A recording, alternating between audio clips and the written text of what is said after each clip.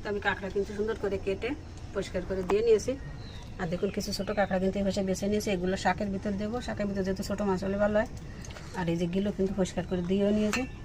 আর এখান থেকে কিছু কাঁকড়া আমি কিন্তু আবার রেখেও দেবো, তো ওগুলো রান্না করবো না, একসাথে ফ্রিজে রেখে দেবো। আর দেখুন চুলা কিন্তু অন করে দিয়েছি। সরি বন্ধুরা, গ্যাসের কথা কিন্তু বলা হয়েছে, চুলা অন করে দিয়েছি মানে আগুন কিন্তু আমি জ্বালিয়ে দিয়েছি। কড়াইতে তেলও দিয়ে দিচ্ছি। আর এদিকে যে কুমড়ো তো কেটে নিয়েছি, আলুর কুমড়ো, এটা হচ্ছে কাঁকড়া দিয়ে রান্না করব।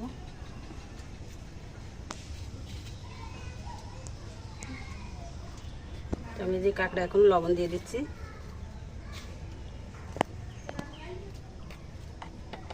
হলুদও দিয়ে দিলাম।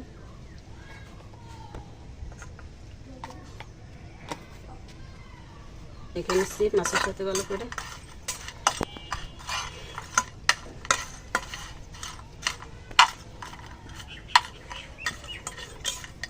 তো বন্ধুরা আপনারা কিন্তু জিজ্ঞাসা করতে পারেন যে আমি হাত দিয়ে কেন মাখাই না।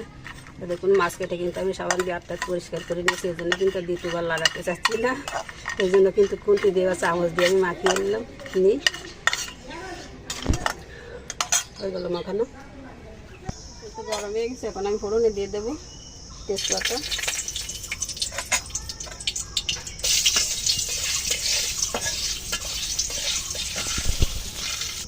দিয়ে দিচ্ছি গোটা জিরা, কাঁকড়া দিয়ে দিলাম।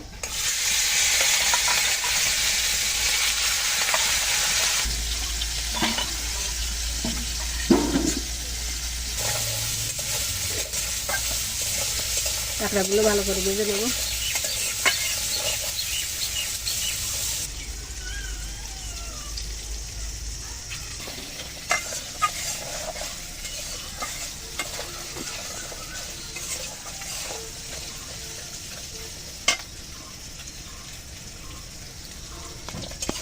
কাঁকড়া কিন্তু খুব সুন্দর রাখবো, লালচে করে ভেজে নিলাম।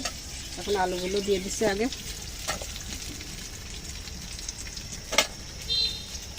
আলু দিয়ে একটু ভালো করে ভেজে নেব।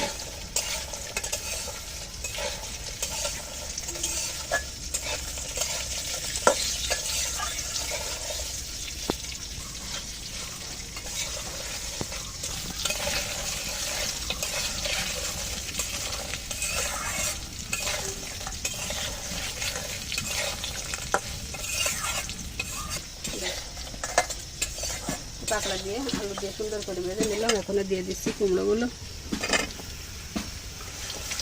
কুমড়ো দিয়েও ভালো করে কষিয়ে নেব।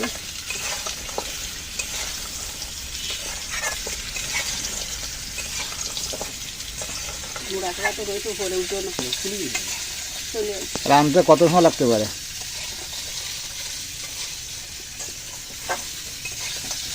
এক ঘন্টা লাগবে। ওকে, চালিয়ে যাও, আমি আছি তোমার পিছনে, যেহেতু ফটোগ্রাফার। কিন্তু সুন্দর করে কষানো হয়ে গেল। এখন দিয়ে দেবো তো কাঁচা লঙ্কা, কী করলাম, দিয়ে দিচ্ছি চেরা লঙ্কা,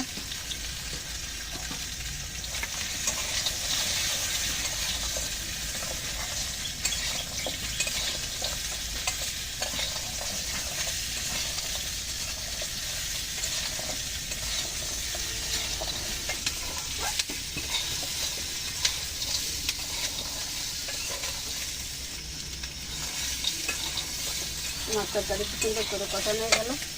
আমি একটু জিরা দিয়ে দিচ্ছি, জিরা বাটাটা ফিরে গেছিলো, আমার বার করতে মনে ছিল না, জন্য জল দিয়ে রেখেছিলাম, দিয়ে দিলাম জল সহ।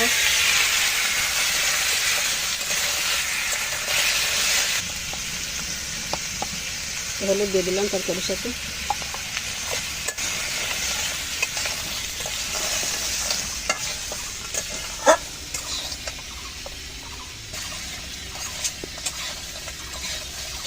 মশলা দিয়ে তো কষিয়ে নিলাম।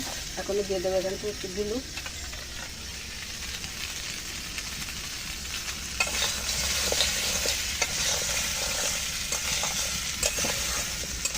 গিলু দিয়ে একটু ভালো করে ভেজে নেব। সব কিছু দিয়ে সুন্দর করে কষিয়ে নিলাম। এখন আমি জলের জন্য জল দিয়ে দিচ্ছি।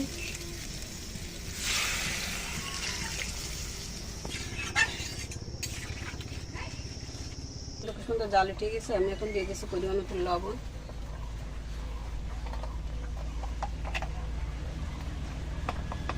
দিচ্ছি 1 চামচ হলুদ,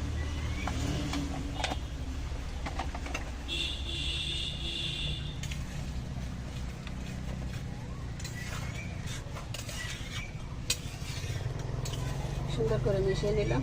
এখন ঢাকা দিয়ে দেবো, রেখে দিলাম।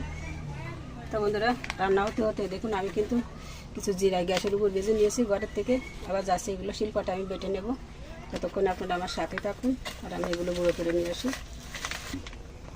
তো ফিরে আসলাম, মশলাটা গুঁড়ো করে নিয়ে ওই যে শিলপাটায় কিন্তু বেটে নিয়েছি। দেখুন কত সুন্দর করে গুঁড়ো করেছি। এটা একটা কৌটায় তুলে রাখবো।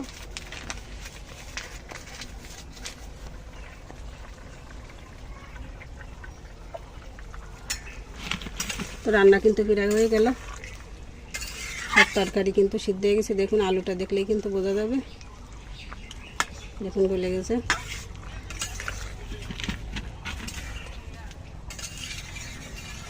এই কুমড়া একটু মিষ্টি মিষ্টি হলে ভালো লাগবে, দিয়ে দিচ্ছি একটু চিনি।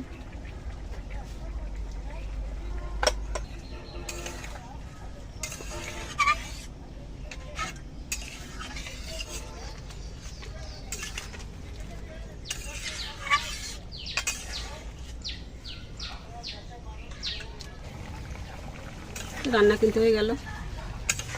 আমি এখন একটু জিরার গুঁড়ো দিয়ে দিচ্ছি, এই যে 1 চামচের মতো। কৌটায় তুলে নিয়েছি আর একটু রেখে দিয়েছিলাম তরকারির জন্য, দিয়ে দিলাম। ভালো করে মিশিয়ে নিয়ে আমি এখন নামিয়ে নেব তরকারি। দিচ্ছি,